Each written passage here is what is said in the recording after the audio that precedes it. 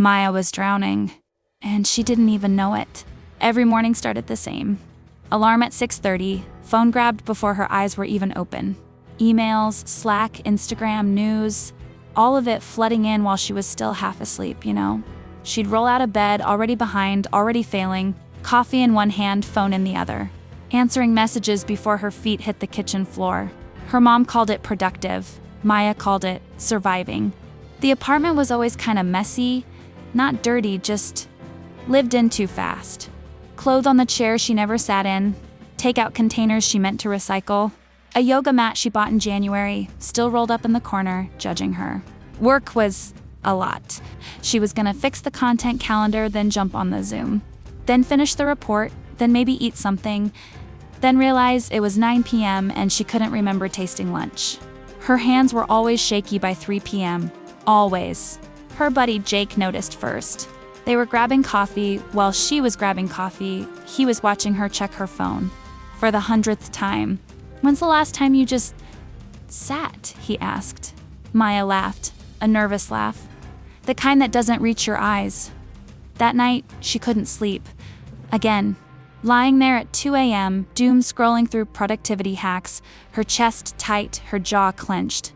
She found a video, some researcher talking about the brain, about how we react before we think, about this thing called the 5-second rule, not the food thing, the brain thing. Maya thought it was kind of silly, but at 2:47 a.m., with her heart racing, she was desperate enough. The next morning, her alarm went off. Her hand moved toward the phone automatic like always. But then she stopped. 5, 4, 3, 2, 1. Her fingers hovered over the screen. And for the first time in months, she asked herself, what do I actually want right now? The answer was silence. Just 5 minutes of nothing. So she took it. It felt weird, uncomfortable even. Like she was doing something wrong by doing nothing. But she didn't check her phone, not for 20 minutes. And when she finally did, it was because she chose to. At work, the old patterns were waiting. The Slack notification pinged, her shoulders tensed instantly, her finger moving to click. 5, 4, 3, 2, 1. She looked at the message. It could wait. It wasn't even urgent. She'd just been trained to respond like her life depended on it. The hardest part was the guilt. That voice saying she was being lazy. Maya had to keep counting through that voice. 5, 4, 3, 2, 1. I'm choosing my life, not my fear. Her apartment started changing, small things.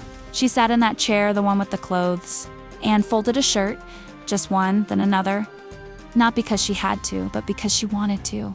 See the fabric, feel the cotton, do one thing fully instead of 10 things halfway.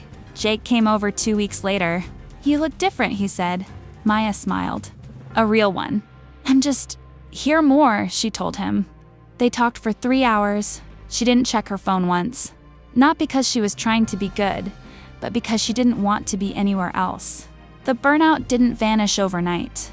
Some days, she still felt the old panic rising.